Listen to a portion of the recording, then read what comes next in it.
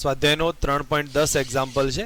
એમાં કહ્યું છે કે કોઈ એક ખેલાડી 29.4 મીટર પર સેકન્ડના વેગથી પ્રારંભિક ઝડપથી દડાને ઉધ્વ દિશામાં ફેંકે છે. તો અહીંયા આપણે આકૃતિમાં સમજીએ. કોઈ દડો છે એને V0 ની કિંમત આપી છે 29.4 મીટર પર સેકન્ડ. એટલી ઝડપથી આમ ફેંકવામાં આવે છે તો અમુક ઊંચાઈએ જશે ત્યાં એનો વેગ 0 બનશે અને પછી દડો નીચે આવશે તો આ જગ્યાએ વેગ કેટલો હશે? 0 હશે. હવે આ દરમિયાન પહેલા પૂછ્યું છે પ્રવેગની કઈ દિશા હશે. તો ગુરુત્વાકર્ષણ બળની અસર હેઠળ ગતિ કરે છે એના કારણે ગુરુત્વ પ્રવેગ લાગશે. ગુરુત્વ પ્રવેગ હંમેશા અધો દિશામાં હોય તો આનો આન્સર થશે ગુરુત્વાકર્ષણ બળની અસર હેઠળ કરે છે અને એના કારણે એનો પ્રવેગ શિરોલંબ દિશામાં, અહીંયા કૌંસમાં અધો દિશા પણ કરી શકીએ છીએ. અધો દિશામાં નીચેની તરફ જોવા મળશે. બીજા ક્વેશ્ચનમાં કહ્યું છે મહત્તમ ઊંચાઈએ એનો વેગ કેટલો. તો મેં તમને અહીંયા આઈડિયા આપી દીધો છે કે દડો આમ થઈને ગતિ કરીને નીચે આવે તો મહત્તમ ઊંચાઈ અહીંયા કપાશે આ પોઈન્ટ પર. તો અહીંયા એનો વેગ કેટલો હશે? 0 હશે અને પ્રવેગ તો નીચેની તરફ જ હોય અધો દિશામાં. દેટ મીન્સ આપણે એમાં સમજાવી શકીએ છીએ મહત્તમ ઊંચાઈએ એનો વેગ 0 હશે પણ ગુરુત્વ પ્રવેગ G બરાબર 9.8 મીટર પર સેકન્ડ સ્ક્વેર અને અધો દિશામાં જ જોવા મળશે. સી ઓપ્શનમાં કહ્યું છે કે મહત્તમ ઊંચાઈવાળા બિંદુને x બરાબર 0 અને t બરાબર 0 લઈએ છીએ. ચલો આ પોઈન્ટ મહત્તમ ઊંચાઈવાળું છે ત્યાં x બરાબર 0 લીધું છે અને t બરાબર પણ 0 છે. આ પોઈન્ટને અહીંયા ધારી લીધું છે. હવે શિરોલંબ નીચેની તરફની ગતિને +x લીધું છે. તો અહીંયા ધ્યાન આપજો, થોડા યામ ચેન્જ કર્યા છે. તો આ જે નીચેની તરફની જે ગતિ થાય છે એને +x લેવામાં આવશે અને તો ઉપરની ગતિ કઈ થઈ જશે?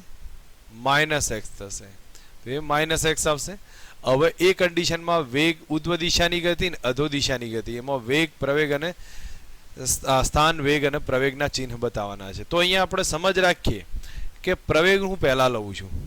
પ્રવેગ હંમેશા અધો દિશામાં છે. નીચેની તરફની ગતિને પ્લસ ગણવામાં આવે છે તો પ્રવેગ કોઈ પણ કન્ડિશનમાં પ્લસ રહેશે. અહીંયા આપણે કહ્યું છે કે નીચેની પહેલા જે બતાવ્યું છે નીચે તરફની દિશા ધન દિશા છે અને પ્રવેગની ડાયરેક્શન નીચે તરફ છે એટલે પ્રવેગ ધન જ હશે. ઓકે, હવે વાત રહેશે વેગની. તો વેગમાં તમે જુઓ પ્રારંભમાં વેગ ઉપર, જ્યારે ઉપરની ઉધ્વ દિશામાં ગતિ થતી હોય ત્યારે વેગ ઉપરની તરફ છે. તો નીચે હવે ઉપરની તરફ હોય તો ઉપરની ગતિની દિશા કેવી ગણવામાં આવશે? ઋણ ગણવામાં આવે છે. અને બીજી કન્ડિશન સમજીએ કે વેગની વાત થશે અધો દિશાની ગતિમાં. તો અધો દિશામાં નીચે આવતો હોય ત્યારે વેગ કેવો હશે? ઋણ જોવા મળશે કારણ કે વેગ નીચેની તરફ છે, નીચેની તરફની દિશાને ધન ગણવામાં આવે છે. તો અહીંયા કોન્સેપ્ટને ક્લિયર કરીને સમજવાનો ટ્રાય કરીએ. તો પહેલાં સમજો પ્રવેગ હંમેશા ધન જોવા મળશે. વેગ જ્યારે ઉપરની તરફ જતો હોય તો ઉપરની દિશાને ઋણ ગણવામાં આવશે. જ્યારે નીચેની તરફ આવતો હોય તો નીચેની દિશા ધન છે એટલા માટે વેગને ધન ગણવામાં આવશે. અને સ્થાન માટે આપણે અહીંયા સમજીએ છીએ. દિશાની ગતિ માટે સમજીએ તો ઉધ્વ દિશાની ગતિ માટે તમે સમજી શકો છો કે ઉધ્વ દિશામાં પદાર્થ ઉપરની તરફ જશે અને ઉપરની તરફના સ્થાનને ઋણ ગણવામાં આવશે એટલા માટે સ્થાન કેવું થશે? ઋણ થશે. હવે વેગની વાત કરું તો મેં તમને ફરી કહ્યું છે કે વેગ પણ ઉપરની તરફ હશે તો ઉપરની તરફના અંતરને ઋણ ગણવામાં આવશે એટલે વેગ પણ કેવો થશે? ઋણ હશે. પ્રવેગ નીચેની તરફ છે એટલે પ્રવેગને હંમેશા ધન ગણીશું. ઓકે, સેમ કન્ડિશન અધો દિશાની ગતિમાં અધો દિશામાં સ્થાન પણ નીચેની તરફ કપાય છે, વેગે નીચેની તરફ છે, પ્રવેગે નીચેની તરફ, ત્રણેય ધન દિશામાં છે એટલા માટે ત્રણેયને આપણે ધન ગણવામાં આવશે.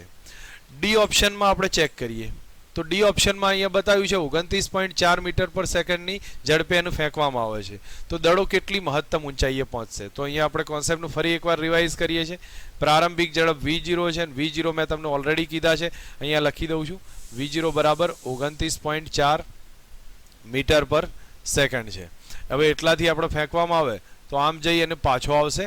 તો આ કન્ડિશનમાં આપણે સમજીએ કે અહીંયાનો આ જે ઊંચાઈ હશે એ મહત્તમ ઊંચાઈ h છે. ત્યાં એનો વેગ કેટલો થાય છે? 0 થશે.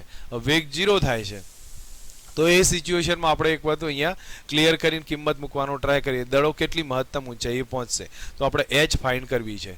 તો x ગણીએ, એને જે h કહ્યું છે અને એ ફાઇન્ડ કરવું છે. આ દરમિયાન પ્રવેગ લાગશે નીચેની તરફ G બરાબર એ તો G ની કિંમત 9.8 મીટર પર સેકન્ડ સ્ક્વેર હશે. હવે પ્લસ માઇનસને નક્કી કરીએ તો પ્રારંભિક વેગ મેં તમને સમજાવ્યું હતું એ પ્રમાણે ઉપર છે એને માટે પ્લસ લઈશું. પ્રવેગ નીચે આવશે એટલે આપણે એને માઇનસ લઈશું, બરોબર. 9.8 મીટર પર સેકન્ડ સ્ક્વેર. હવે આ સિચ્યુએશનમાં અંતિમ વેગ છે જે ઓલરેડી અહીંયા બતાવ્યો છે, અંતિમ વેગ કેટલો થશે? 0 થાય છે. અને આના માટેનું સૂત્ર લખીએ છીએ v² - v02 = 2ax. હવે v ની કિંમત 0 છે, -v02 એટલે 29.4 નો વર્ગ બરાબર 2a ના બદલે -9.8 અને x ના બદલે હું h લખું છું.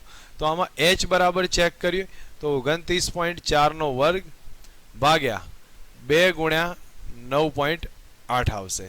તો h બરાબર આપણને મળશે 44.1 મીટર.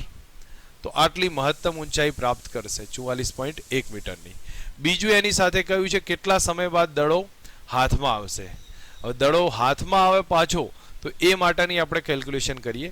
તો હું માટું ત્યાં સુધી તમે સમજ રાખશો કે દડો આમ થઈને અહીંયા હાથમાં પાછો આવે તો એનું સ્થાનાંતર કેટલું કર્યું. આમ થઈને અહીંયા થઈને પાછો આવ્યો છે તો એનું સ્થાનાંતર 0 થશે.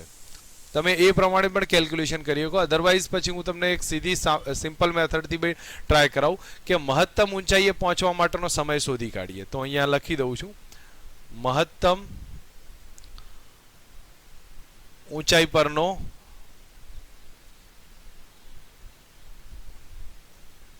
સમય. મહત્તમ ઊંચાઈ પર પહોંચવાનો સમય ચેક કરવો હોય તો પ્રારંભિક વેગ v0 છે એ 29.4 મીટર પર સેકન્ડ છે. અંતિમ વેગ 0 થશે કારણ કે મહત્તમ ઊંચાઈ વેગ 0 છે. પ્રવેગ g બરાબર -9.8 મીટર પર સેકન્ડ સ્ક્વેર છે. તો હવે આના ઉપરથી આપણે ટ્રાય કરીએ તો v બરાબર v0 + at. આમાં આપણે v ના બદલે 0 લખીએ છીએ, v0 એમના એમ રાખું છું, a ના બદલે -g કરું છું. આ 9.8 એટલે -g કરી દીધા છે ઇન્ટુ t આવશે. તો આના ઉપરથી t બરાબર આવશે તો v0 ભાગ્યા g આવે. હવે આ ટાઈમ કયો થયો? મહત્તમ ઊંચાઈ પર પહોંચવાનો સમય થયો અહીંયા. તો પાછો આવવાનો સમય માંગ્યો છે ને, તો એ અહીંયા જવાનો સમય t છે, અહીંથી અહીંયા જવાનો સમય t છે. તો પાછો આવવાનો સમય કેટલો થાય? t થાય. તો કુલ સમય બરાબર 2 × t થશે. એટલે કે 2v0 ભાગ્યા g કરી શકીએ. તો 2v0 ના બદલે 29.4 અને g એટલે 9.8 થશે. તો આના ઉપરથી આપણે ચેક કરી દઈશું તો કુલ સમય બરાબર 6 સેકન્ડની આસપાસ મળશે. નિયરર ટુ એટલો મળી જશે. આ થઈ ગયો ટોટલ ટાઈમ. હવે અહીંયા ફરી એકવાર કોન્સેપ્ટને ક્લિયર રાખજો, આને ભૂલ ના થાય. કારણ કે પ્રારંભિક વેગ v0 આપ્યો છે, અંતમાં જ્યારે મહત્તમ ઊંચાઈએ પહોંચે વેગ 0 થશે. મહત્તમ ઊંચાઈ h ફાઇન્ડ કરવી છે. પ્રવેગ નીચે આવે છે, પ્રારંભિક વેગ ઉપર છે એટલા માટે માઇનસ લખ્યા. બાકી સૂત્રમાં કિંમત મૂકવાની હશે.